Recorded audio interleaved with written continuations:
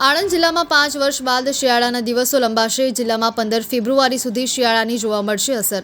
શિયાળો લંબાતા રવિ પાકના ઉત્પાદનમાં થશે વધારો।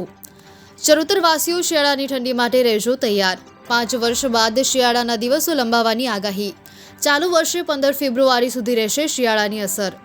20મી જાન્યુઆરી સુધી પારો 12 ડિગ્રી રહેવાની સંભાવના। જાન્યુઆરીના અંત સુધી માવઠાની પણ શક્યતા નહીં। શિયાળો લંબાતા રવિ પાકનું ઉત્પાદન વધશે। આણંદ કૃષિ હવામાન ખાતાની આગાહી।